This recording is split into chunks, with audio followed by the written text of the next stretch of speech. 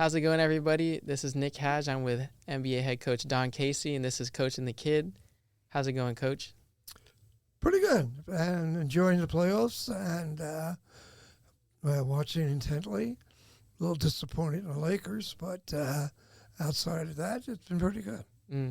Yeah, well, on the topic of the Lakers, what did you think of that series ending in 5 games? Well, my wife is a big Laker fan. I really like Minnesota. I know one of their assistant coaches that's very good. Their staff is very strong, and they use the players in excellent patterns, and they're tough half court, and they just dominate in many areas of the Lakers, and to me, it's not a surprise, but it's a disappointment. Mm-hmm. Yeah, well, what do you think the problem was there? Was it a coaching issue, having a rookie coach? Was it a team issue, not having a solidified big man? What was the problem in this series? Well, it certainly showed up that they missed Anthony Davis dramatically. As to the rookie coach, yeah, to some extent. Maybe he was coaching not to lose versus to win. His reluctance to use his bench, I think, took its toll in that series. And when you have LeBron getting 2 shots in the fourth quarter, which is the money quarter, many say it's because he's tired.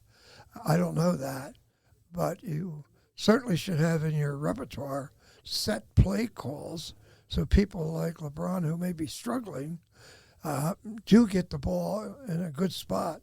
So, yes, I think that the newness and staying with 5 just wears them out because it's hard, and it's a little bit more of a, as they say, physicality than a normal season. So, yes, I think that was an important point. Yeah. I mean, I was watching the Laker game, and you talked about having set plays that you can go to get a bucket or get your guy going. And, I mean, it was just purely pick and roll at the end for the Lakers. And just relying on mismatches and iso ball, I mean, it resulted in a lot of difficult shots I saw for Luka, and then it resulted in LeBron also not getting too many shots. Do you think LeBron and Luka could fit together moving forward? I think so. You can. There's been others of that dimension, like Dumars and Isaiah. Even Reeves got struggled to get a quality shot because they have no inside game, and they know it, so they can get up tight because you don't have a shot blocker behind you or a shot disturber, and that took away a lot of their game and resulted in the pick and roll, which is like the mantra of the league. And if they just got beat. I mean, they got beat by a better organized team that ran players in and out, and Rudy at 7-2, whatever he is, showed that the dominance or the lack of having a person of limited quality but could match physically what he was doing on the boards. Hence, they just didn't have anything to counter that. Yeah. Unfortunately for the Lakers, they did try to trade for a big man at the trade deadline, Mark Williams from the Charlotte Hornets, but then that trade got rescinded, and so they had to rely on Jackson Hayes as pretty much their only big man, and he was not playable in the playoffs. J.J. Redick simply looked like he didn't trust him, so a part of that resulted in him having to play guys so many minutes, like the one game where he didn't even make any substitutions in the second half. What did you think about that? Is that... Well, I think he was tentative I think he was concerned, um, but it was a big mistake because you got to use your bench somewheres along the line. It shows that, like Miami did 2 years ago, that maybe playing zone could change the rhythm of the offense of the other team and maybe give a little quality rest from the pick and roll series, and then go back to your man, which he's been grown up with, going to Duke, and so forth. So you have to have an open mind to mix and match and change things. For a while, even like Golden State, they went to a 1-3-1 zone, for a while. It was attacked properly. It's just to alter things. So no, I think that you've got to adapt, and the lack of substitution certainly took its toll, and it created a lot of interest from basketball experts like us. Yeah. On the topic of a zone, Luka's defense has been a huge discussion, going back to last playoffs in the finals, and now his defensive struggles are popping up again. Do you think running a zone would help that, or how would you? Well, he could be on the top of the zone. He wouldn't be isolated as much. It's not a lazy defense. It's if the zone slides are predicated on where the ball is and who has it, etc. It would eliminate a lot of the pick and roll which they put him in, at both offense and defense. It wears on him. I mean, how many air balls did we see in the game? Mm-hmm. That's a huge sign of fatigue and shot quality that's not there. So, yes, it could. Do you think the defensive liabilities that people are talking about Luka, do you think they're as serious as they say? Do you think that will really limit him from leading a team to a championship, or do you think it's not as big of a deal? Well, it's an issue, and it's always been an issue. A lot of those guys, Reggie Theus, Dominique Wilson, he was the greatest on D, and they get away with it, or because they're so good on the offensive end. Mm-hmm. But it can take its toll. Was he in shape that he could have been? It seems not. Did they go after him? Yes. Does he need help in back of him? Yes. Which didn't Anthony Davis say? Either way. So, yes, they've got to get a center or a big body somewhere, somehow. Mm-hmm. Definitely. I'm just looking at the other side of the series with the Timberwolves. They made a huge controversial trade this past offseason, moving away from Cat and then bringing in Randall and DiVincenzo. Do you think the Timberwolves could make another deep playoff run? Or Yes. You think so? They're both very good players. Randall was with the Lakers when Byron Scott asked me to come up there to do some zone work, and he was very much a rookie. His shot was a little hard, but he was a worker. And back then, the Lakers made some strange trades, getting rid of him, Clarkson, etc. They're both competitors. Now they can score. DiVincenzo is very good. I think the trade has really benefited them in a team way. They are to be taken seriously. Yeah, well, they're going to end up playing either the Warriors or the Rockets. So how do you think they would fare against either of those teams? They will do very well against the Warriors. The Rockets, I don't see them that much, but they are. The one time I did see them, they are doing very good things. They play hard. The coach who was with the Celtics obviously can coach, and the players are responding, and they're very good players. Generally, the Rockets are another thorn. There's in the West, there's these teams that you don't see or hear much, as you normally like the Lakers and Clippers and Denver and so forth. But the Rockets and Minnesota are two terrific teams chasing Oklahoma. Mm-hmm.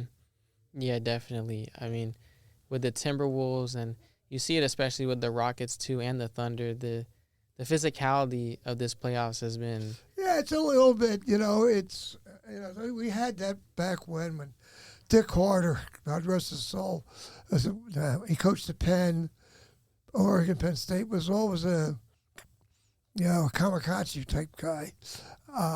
But then he was with Detroit when they made up the Rodman rules. He was with Bird and McHale at the Pacers, and then with the Knicks. And it got so poor that night, but the bump and run that the series between Houston and New York finals was the lowest rated viewing because of the viewers and fans didn't like the fact that could I push you more than you could push me, and Rodman and those guys. So Stern immediately called his own power and eliminated the illegal defensive rules and put back in sensibility. So they still have the 3-second rule, but they can do that pushing, knowing that they've got to impede the layup. How many layups do you see? You see 3-point shot and layups. So they are trying to nudge them out. The rule says you can't not put your hand or forearm on the player because the league likes offense. Mm-hmm. But they're now putting their body up, and it's not being called. Yeah. And it's going to suffer because there's going to be somebody hurt. There's going to be scuffles or brawls. So they have to control it. Yeah. I think a couple of things happen regarding that. The NBA has been trending towards so many 3-point shots being taken, and that had become very controversial with the fans, especially, for lack of a better term, hating on the Celtics' play style and shooting so many threes. A lot of people think that it kind of ended up becoming unwatchable, not as fun to see teams shoot as many threes. And I would think that the teams responded.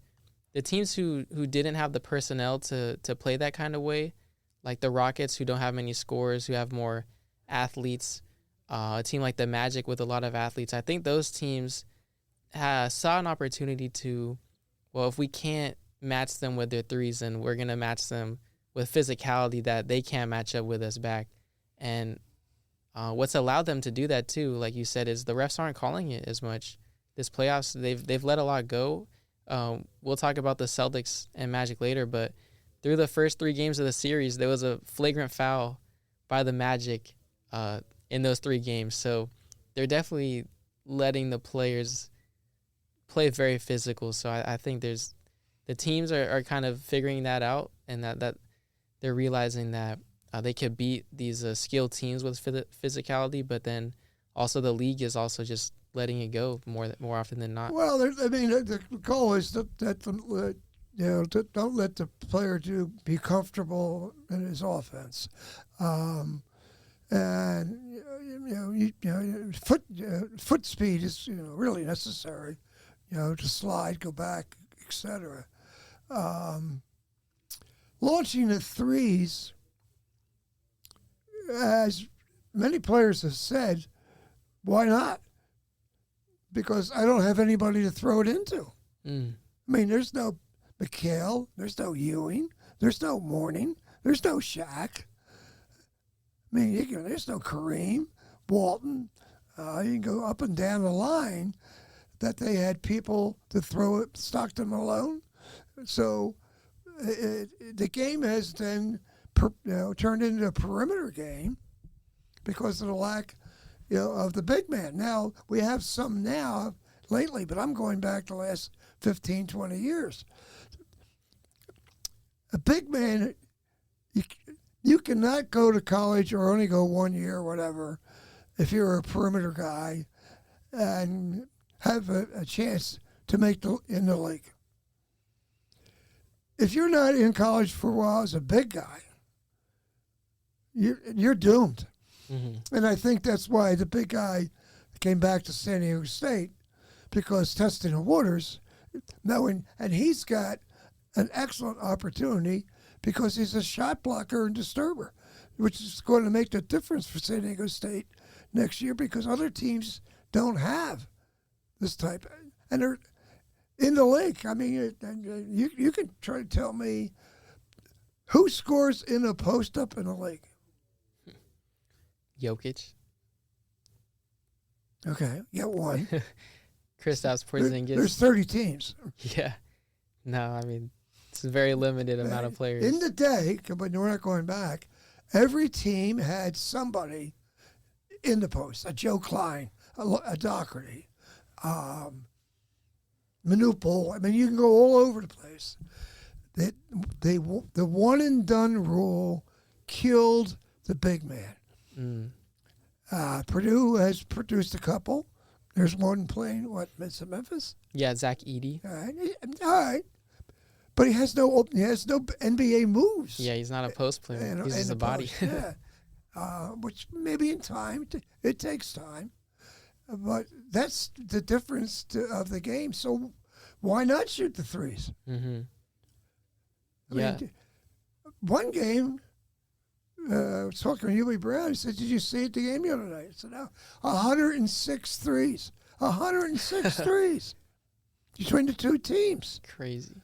So, yes, the fans can be in awe in the beginning, but now it's like, the game knockout, it's a shootout. Yeah.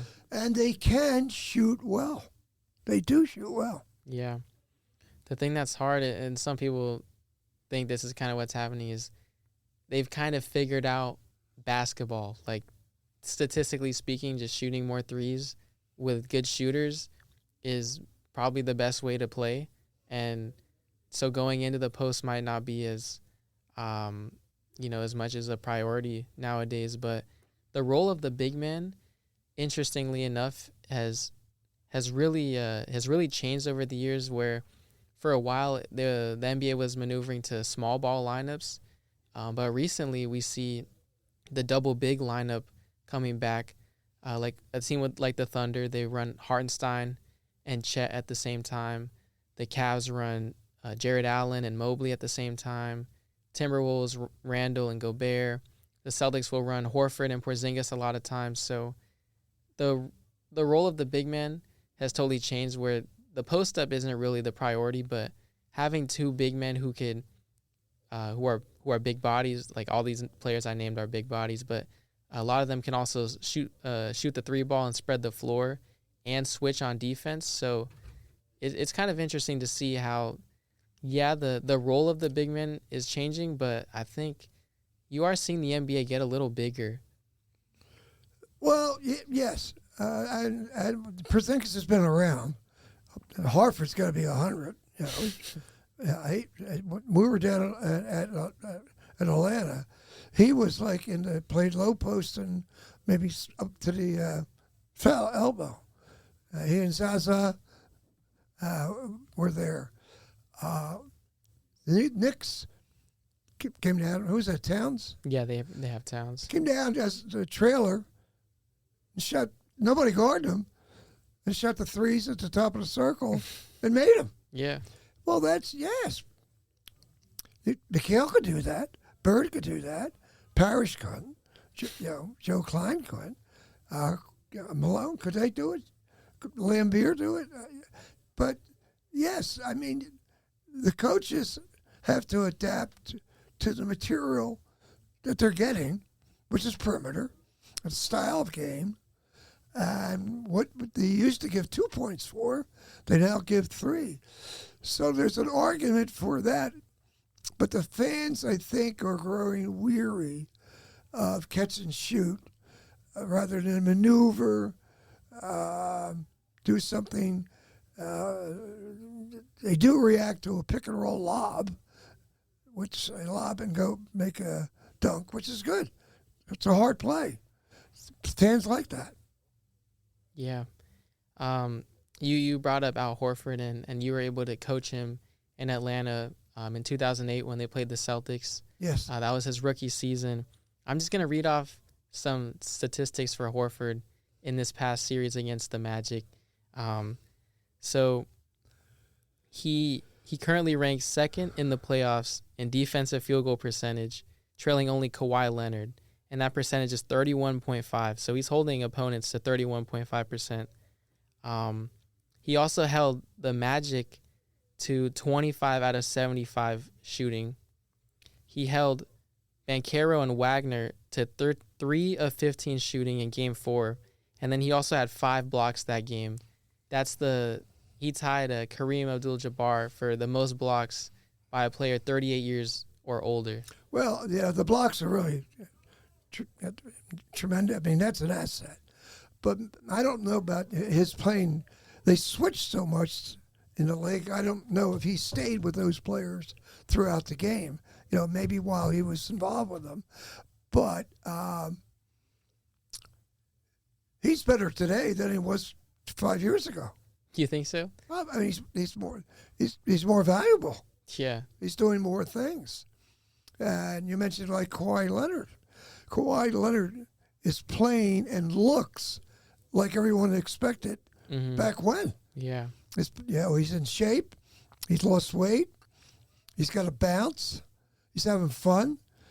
And he's quality of shot is terrific. He worked very hard because he was not that type of player at San Diego State. And the kid Powell from around here is terrific. When Kawhi was out, he was averaging 30 points or a high number of shots. It hasn't fallen off. They're both scoring well, but the point is they're giving up points. Jeff Van Gundy, they're the god of man defense, is there, but yet they're still giving up too many points, and that's going to hurt them. Yeah. Well, talking about the Clippers and Nuggets series, the Clippers they're down 3-2. Do you think they could force a Game 7 and yes, pull that series out? I think so. Yeah. They're capable of. The Nuggets are really doing well from the shock and awe of losing a coach 3 days before. Yeah. The assistant, Adelman? I believe so, yeah. Yeah, Rick Adelman's son, former coach of Portland. Obviously, it's been involved. Like Malone uses assistants well. They can, but you got the monster there that can really. There's a big inside out, so they can, but I think the odds are in Denver's favor. Yeah, what does that look like for Denver going from Malone to an assistant coach at the very end of the season? Have you ever seen that before or been a part of something like that? I was very surprised about the ownership. It's the same owner's son of the Rams. Ownership. Something must have happened. It was, if you couldn't wait to make the adjustment, but something, either a key player complained or there was a situation with the ownership. I mean, he still has 2 years on his contract at $10 million. It looks like it didn't hurt. Yeah. Did it help? Maybe. Who knows? Yeah. As a coach stepping into that position, going right before the playoffs starting, what do you do? What is your game plan? Well, I think that I think the Coach Malone, utilizes assistants, and it wasn't like a strange voice. So I think he did what was laid out because they work ahead of time, and the players have responded. He's making good game decisions. So I think it's turned out to be a smooth transition. Yeah. Do if you were in that position, would you? I mean, because every coach has different philosophies and game plans, but there's not really enough time to implement too much. Do you think he's just continuing what Malone did, or do you think he's adding some of his own? You can tweak and do your little this and that. Yeah. But, they're pretty good, the concept that Malone had established. So, no, he's not going to do anything drastic. Mm-hmm. Yeah. Another key player, too, is Jamal Murray. He had 40 points the other night. He's a really interesting NBA player because he's never been an all-star, but every year in the playoffs, he comes up big, and he was huge in their finals run and in the finals itself. I mean, what kind of player do you think when you look at him? Well, I don't see that much. He is what he is, and what else can you say? I mean, doesn't see. Is he temperamental? Is he adaptable to things? They're doing well with him, the Minnesota staff, but he's under the scene. I don't know the answer to that. Yeah. Well, moving on to the Pacers and Bucks series, the Pacers closed out the Bucks in 5 games, and it was I don't know if you saw the last game, but the Bucks, they truly choked that game in overtime. They were up by 7 with 40 seconds left. Yes. And they had 2 back-to-back turnovers, and Pacers came down and took advantage. So then after the game, Tyrese Halliburton's dad got on the court, got up in Giannis's face, and I mean, what do you think about that? That's pretty insane to me. I did not see. I saw the rerun. Of course, Barkley killed him with it. Somewhat disappointing with Doc Rivers, and former Laker coaches there, and a couple others. How they lost the momentum, the control of that 40 seconds. It's a bad sign. And plus the fact, Doc has lost a great deal in the playoffs. Mm-hmm. That's his one negative. And the guy that lost the last time in the first round, they fired him. Yeah. All right, they're going to fire Doc? I don't know. The Bucks have always been good, normal. They should be better, Mm-hmm. and they're going to play that dominates. Yeah. Was he used proper? I don't know. As to the coming into the scene, if he was happy and joyful, fine. But if he gets into a controversy or with Johannes, no, that's, and I hope the league should come down strong on both the player and the team ownership for allowing him to be around in that capacity. It was not a good scene. Yeah. I think it's a huge safety issue just in general that anybody could really get if they were sit courtside. I think maybe if he'd been there before, he may have been. No. I mean, the guys on the bench, they know parents and good fans, so it wasn't like before that when that woman came out and they tackled her. Yeah.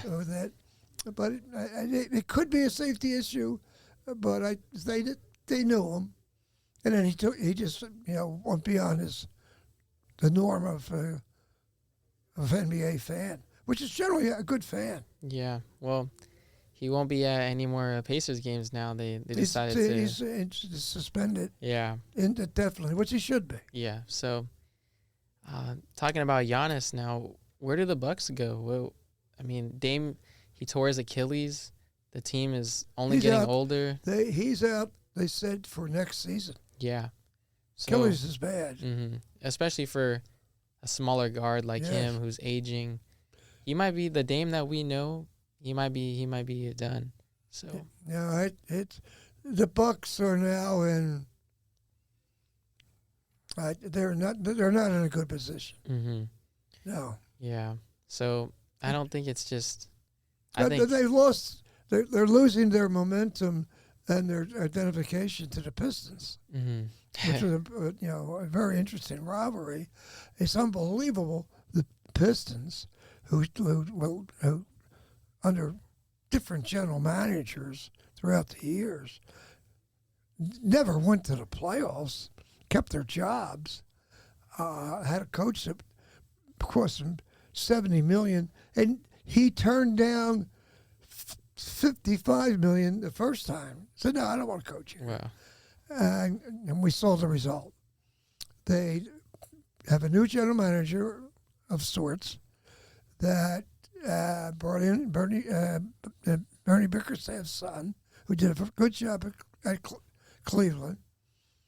We got a couple of veterans around the young player, and there they are. They're in the playoffs. Yeah. So it shows that, what can be done with the proper people in place.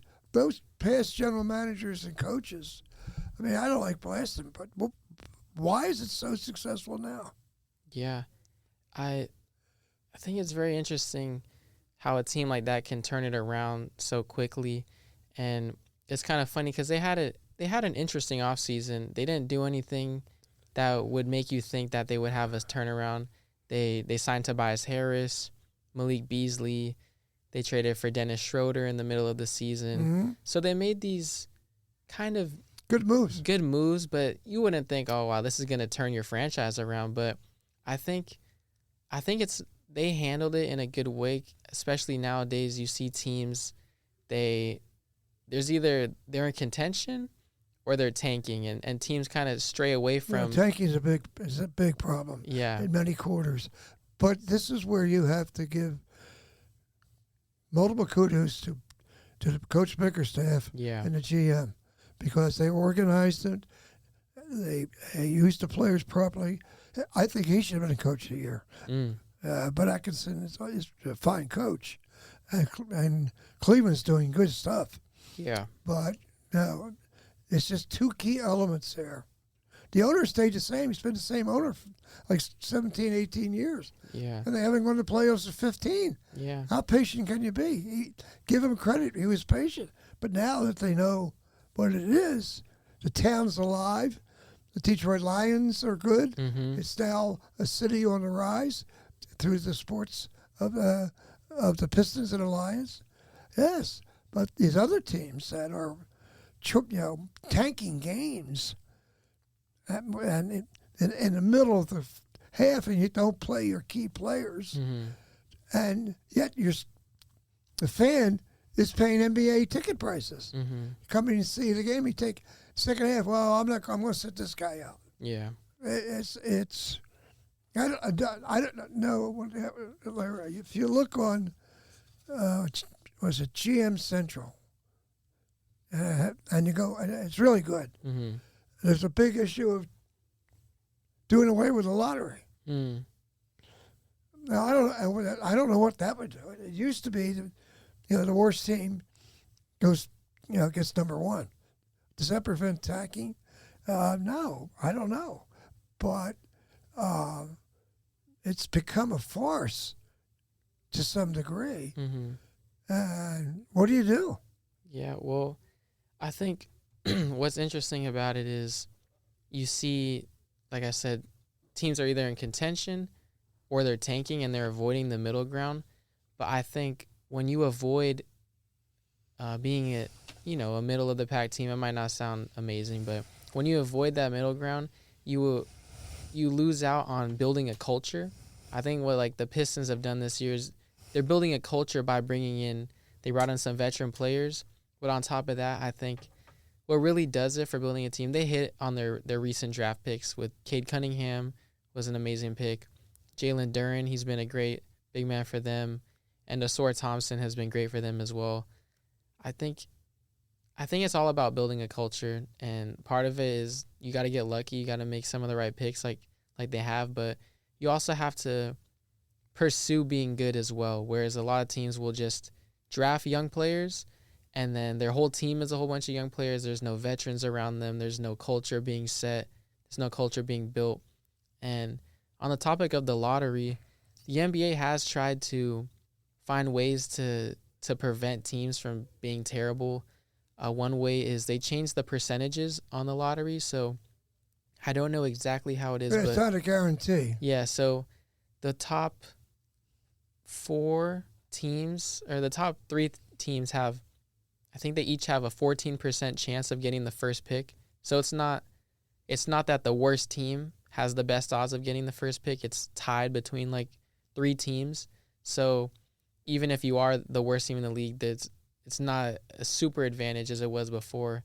And then on top of that, if you have the highest odds of getting the first pick, if you're the worst team in the NBA, I believe how it works is you also have the second highest odds of dropping to the 4th pick. So there's a trade-off. You have the highest odds of getting the first pick, but you also have a high chance of dropping down all the way to 4.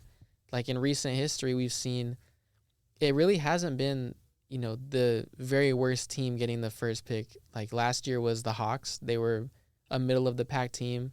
And then,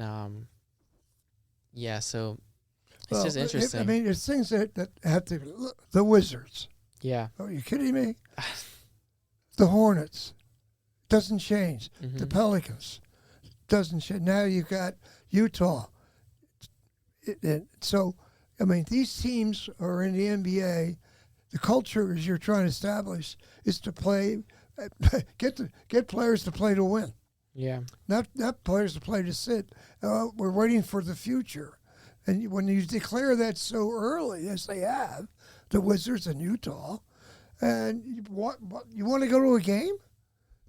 No. Well, you go maybe to see the opponent. Yeah. But up there's the Utah sitting players in the third quarter, the second half, down by 10, 12, and then fans are saying like, "What? Well, we don't want them to get hurt." Yeah. But the Wizards. Yeah, I don't know how a team. I always wondered this: how teams are just bad, like generationally. Just how are you bad for so long? Well, they stay young. Like the Clippers were always there when Donald Sterling was the owner. Mm-hmm. Because he don't want to pay. They don't want to pay money. Yeah. After 3 years, the players leave. Mm-hmm. So then the next new one. Yeah, we had so many young players there that we're in the developing stage always. Yeah. And then you have like Sacramento. There's another team to try to explain, but Sacramento State. Shaq is the GM. He's the GM. Yeah. His son's going there. Mm-hmm. Mike Bibby's the coach. I don't know who the coach is, but I also know that. Do you know who Mikey Williams is? No. He was a top high school player. He's from San Diego. He ran into legal problems. Yeah, exactly. Yeah. And he's going to Sacramento State now. He averaged 5 points where he was at. Yeah. This is his third school. And Yeah. right. But, so now they're going to get in the hunt. I didn't know there was a Sacramento State. Yeah, I know. It's so interesting. I think it's becoming sort of a thing to like Trae Young's also a general manager of a college now, or he's an assistant general manager. So, well, I would like GM of football, and then there's the director of basketball operations. There's the director of scouting. There's the director of recruiting. It creates jobs, but is it that complex? I guess it is. Yeah. Particularly with the NIL, mm-hmm. the transfer portal has to be addressed. That is the problem of, it's a free market. Well, it is and it isn't.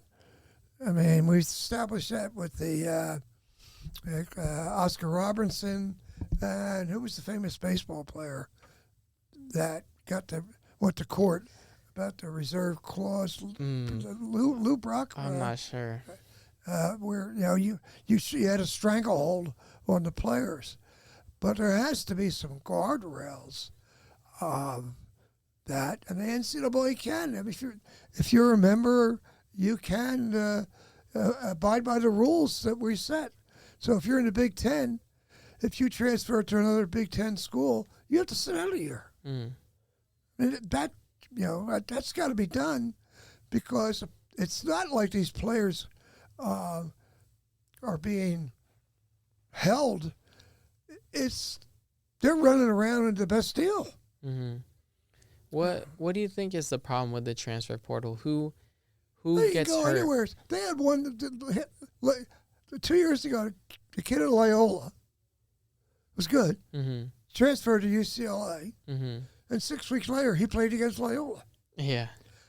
Now, Well, who gets hurt by that? Is it the team? Are the teams losing out because players can leave if and I want come? to sit there and I develop you and give you a lot of minutes when you in a year and you're getting 15, 16 points, and you're going to say, He well, transfer. I'm sorry. I appreciate it. Mm-hmm. I'm out of here. Yeah. I think it's It really works weird. both ways. You go out, I'll get somebody else. I Yeah. mean, it's like the Wild West. Mm-hmm. Yeah, it definitely is. It's really interesting because, now everybody, it's like after 1 year, if they don't get any playing time, they're leaving. Or Well, if they're not getting enough money, too. yeah, or like you said, you build your way up through the pipeline, and then as soon as you have a good year, then you leave to a bigger school or whatever, and for more money. And Well, like Temple, I was talking with Temple. They had a good player named Shepard. It transfers to Villanova. mm-hmm. Now, in the day, like the honor system in the Big Five in Philly, it kind of didn't do that. Mm-hmm. But you got more money. Yeah. So you're saying, well, he's free to do that.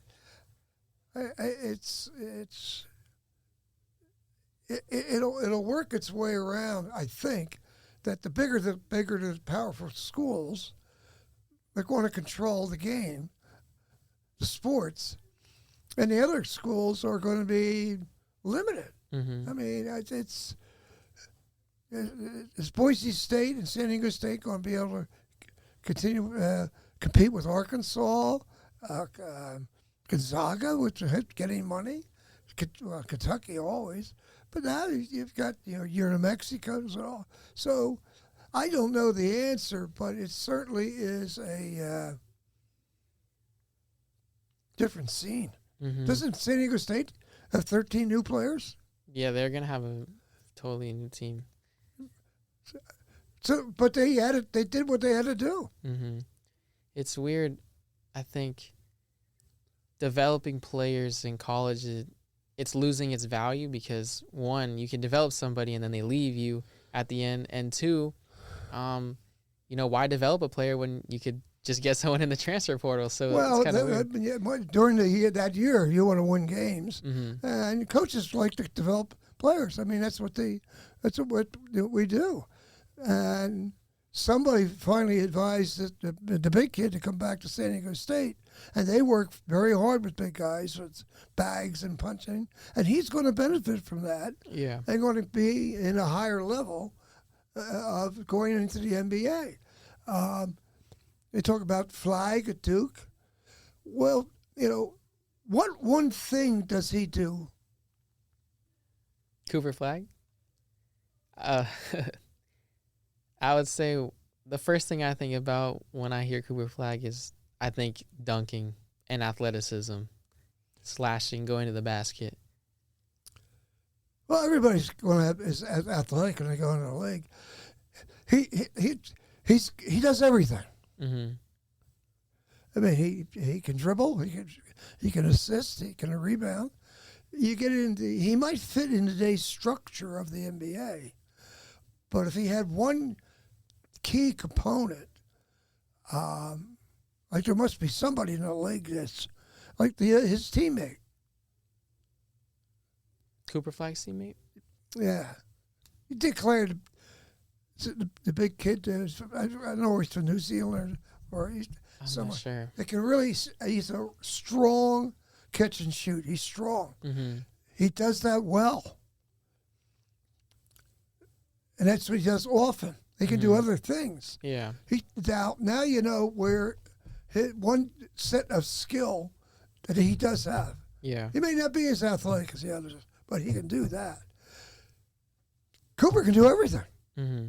So You got to find something for him. It's a challenge. He's not going to walk in today's game like Bill Bradley.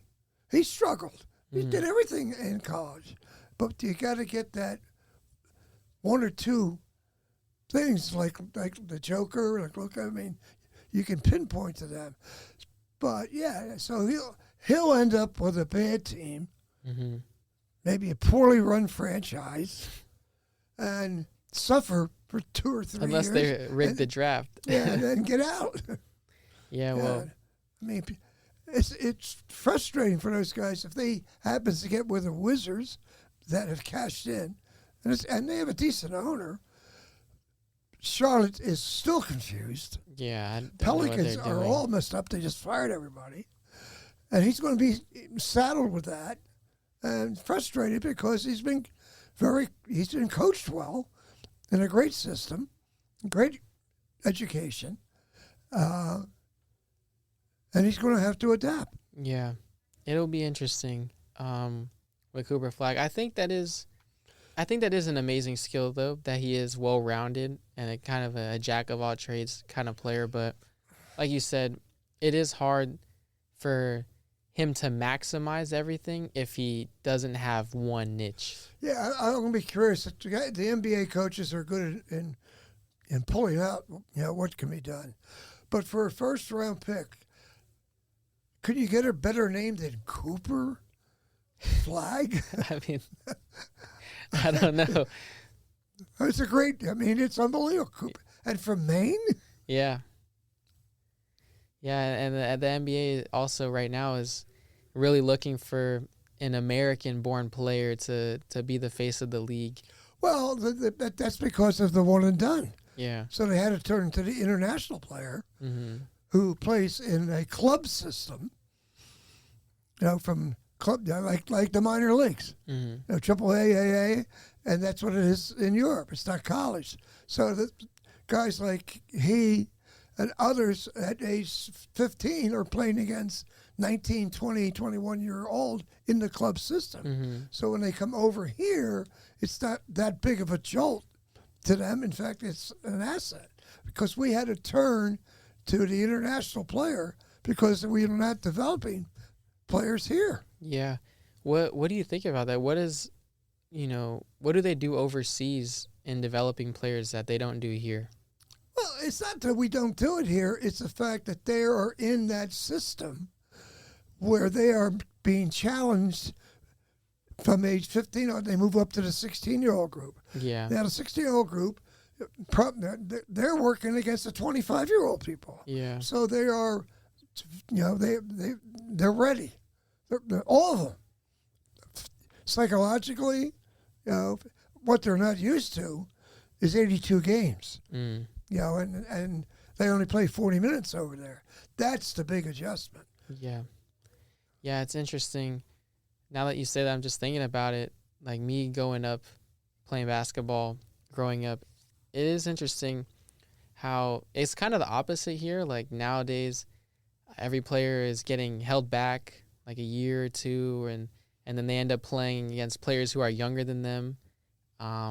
There's still players who play against older age groups here in the U.S., right? A lot of players do that, but it is interesting that like a guy like Luka, when he was playing in the EuroLeague, he was one of the youngest players there. He won the EuroLeague MVP at a young age, playing against, veterans, pro basketball players.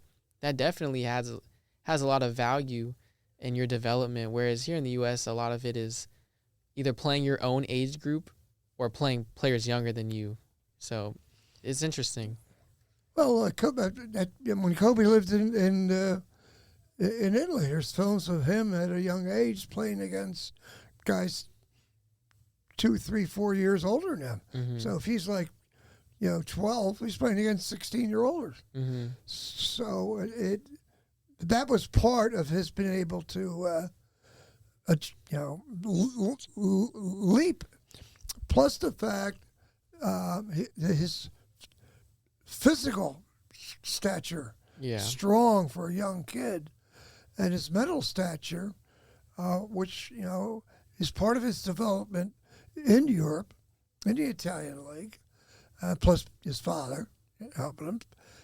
But no, I mean, this tournament and Reebok used to throw in Vegas 300 teams all running around up and down, up and down. The coaches don't have time to do anything, so it's like the Rucker League, which is even better. Mm-hmm. It's up, up and down, up and down. They don't do that in Europe. Mm-hmm. They That's just don't do interesting. it. I mean, they control the game to maximize the player's skill. You can't keep fast breaking with those guys. Don't Luke, Duke, and Joker. You couldn't do it with the Celtics. You'd run Bird and those guys into the ground. You had the young guys running. The Reggie Lewis's, D. Brown, Rick Fox, that group. They ran out, and then the cavalry came behind them. Yeah. It's interesting how the game there is different. I think it's definitely more of a team-oriented game and a selfless game, whereas here in the U.S., we focus a lot on individual skill. So I think there's pros and cons to both. I think that's why, a lot of the league is American players who are very skilled individually.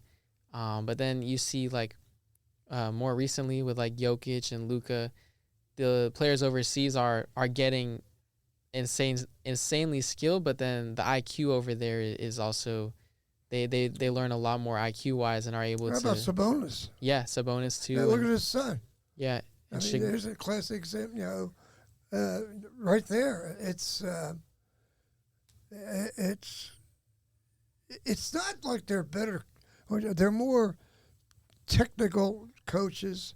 They have time with the players, and that when we got whacked, you had to look what's happening. The United States has not won the World Cup games.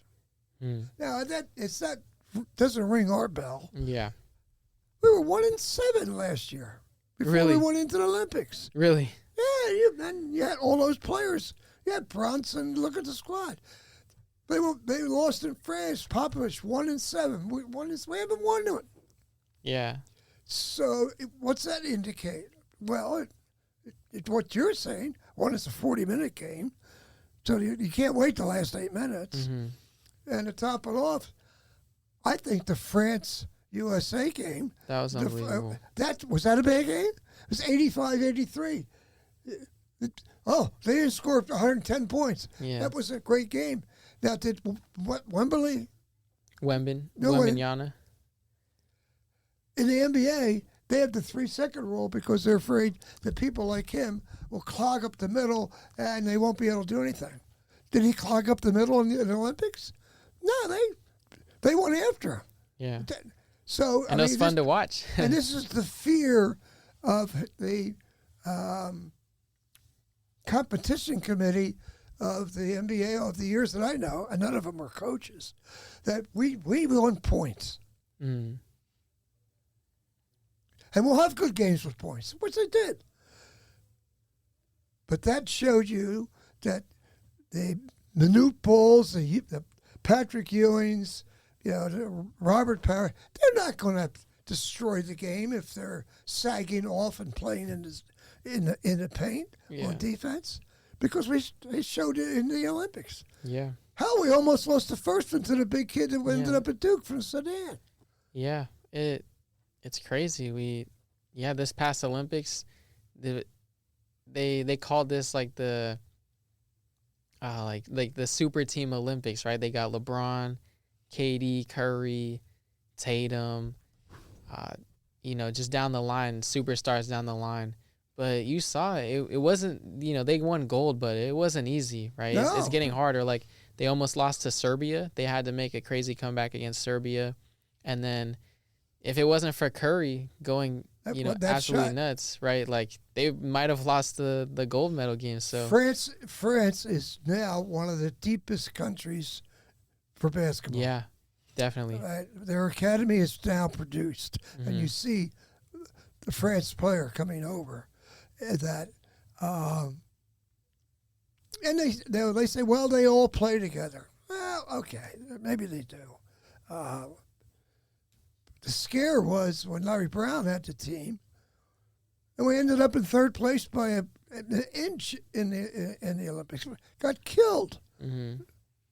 Got killed by Puerto Rico. Was up like 30 at half. So no, it shows that. I'll give you an example. Remember the hack a shack? Mm-hmm. Everybody, we're all talking. What are you going to do? Give him 3 fouls, shots, give him a technical. What? So what did FIBA do? They didn't pay attention to it. Mm. You going to tackle Shaq all the way back there? Go ahead. So they didn't call anything. So what happened? It stopped. Mm-hmm. They stopped it. Now, if you did it like on this end of the court at the basket side, and you grabbed inside court, oh yeah, but we're not going to grab because he can't shoot fouls Mm-hmm. in the back court in the middle of the game, and we had all that conjecture, this and that, and now you don't see it anywhere Mm-hmm. because FIBA said we're not calling it. Yeah. It's stupid. Yeah. Yeah, it's funny. I mean, maybe. So you learn a lot from these guys because David Stern was brilliant. He formed teams of 4, like Hubie Brown, Jack Ramsey, Calvin Murphy, Bill Walton, and they went over and stayed like a week in Spain. Wow. Doing their coaches. Wow. And then they went from there to Paris to do those coaches, then came home. There's another 4 out there in Russia. He kept on weeding and seeding over the years and created, this interest and IQ for the coaches to match. Mm-hmm. And they did, and then some. Wow. That's really interesting. I never knew that. That's how it was. And then they created Basketball Without Borders. Yeah. Which further, we were on the first trip to Africa. We went to Johannesburg. The NBA flew in what was told the 100 best players in Africa. They went through a camp for about a week. Yeah. We were reservists, and they kept on developing Africa. Now look, Mm-hmm. you got African kids in grammar school. Yeah. That was David Stern. Dang. I never knew that. That's pretty amazing, though. Yeah. And that you were a part of that, too. Yeah, but in a fringe area, they got deeper, and we didn't get into that part. Yeah. I mean, they have, like, right now, and they call them sports academies. Mm-hmm. A kid that I know coached at Duke woman, he's in Dubai. Yeah. So they have a sports academy, and then they have an academic academy. Wow. And it's all influencing basketball and the NBA. Like, Yeah. watch the NBA. It's good basketball. Mm-hmm. They're in Dubai, all over. Like they're in this Saudi Arabia. They're all over in these academies, and they sponsor the kids for free. Yeah. To try to develop them their potential, and then the other one is it's a remarkable process that they have developed. Yeah. Wow, that's pretty awesome. Well, Coach, is there anything that you would want to close out with? Let me see if I can make myself look smart here. I like this statement by Palinka. Is that how you say it? We will do everything up to LeBron James' expectations for the roster of next year. Yeah. What do you like about that? Well, I think it speaks for itself that they're going to stay here. His son will be on the team. Yeah. And I don't know who else he's talking about, but certainly they're trying to keep him content Mm-hmm. and happy. And the fact of the coach talking about championship shape, Yeah. which is a indirect shot, I guess, as Denver said that we are a franchise of basketball, not a franchise for vacation.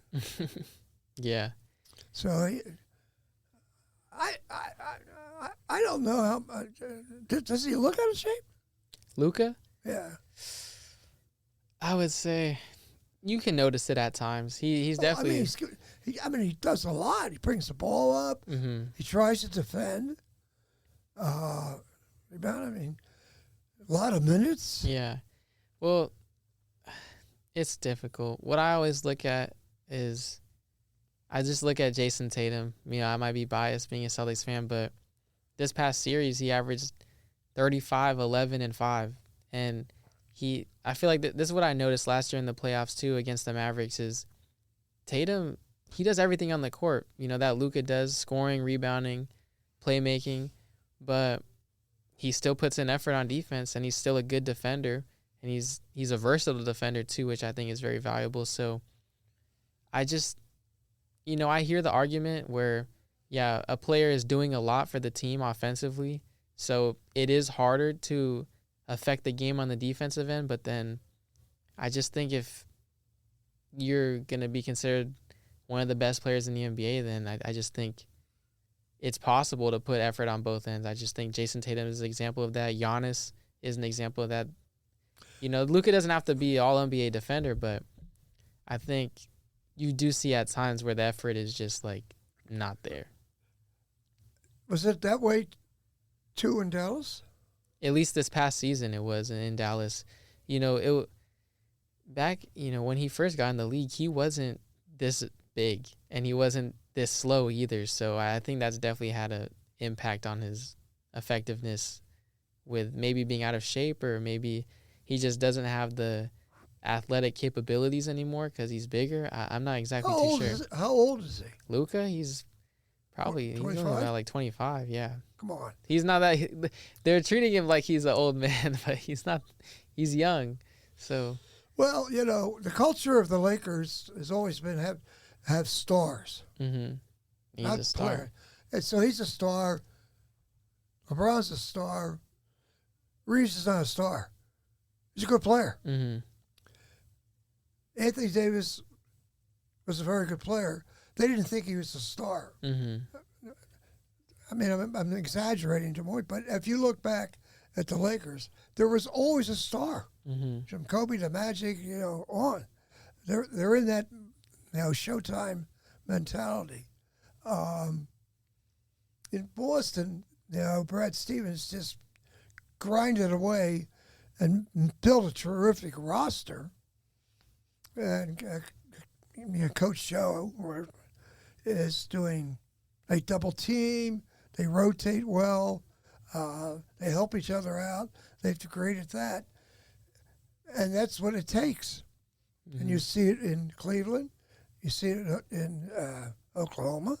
It would be very, very interesting if Oklahoma and Cleveland win, what the TV ratings would be.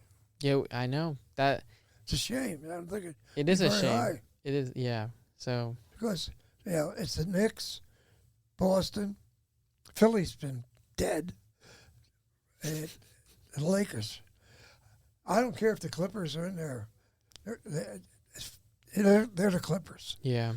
The Lakers has that magic buzz, which is now gone. If the Knicks lose, you lose New York. So now you got to have Boston. Mm-hmm. Detroit is back on the scene, but it's not like the bad boys. No, it's the West is jumbled up. There's a lot of good teams. Mm-hmm. There's a lot of good teams. That's the issue. Now, is there teams that say, "Wow"? Boston, yes. Lakers would have been. Clippers, Kawhi Leonard and Powell, right? They're as good as any backcourt. The Clippers have a chance. Mm-hmm. Minnesota, yeah, with Edwards, you're going to watch them. The good basketball, does it sparkle? We'll see. We'll see. Yeah, we'll definitely keep tabs on the playoffs, and it'll be interesting to see how it was scored. I think it's the best first round playoff in a long while. Yeah, it has been a great first round, and Some of the series have been sweeps but Miami was embarrassing. yeah, but I think overall though, it's been very entertaining. So Losing 50 points in the playoffs, that was, wow. Yeah.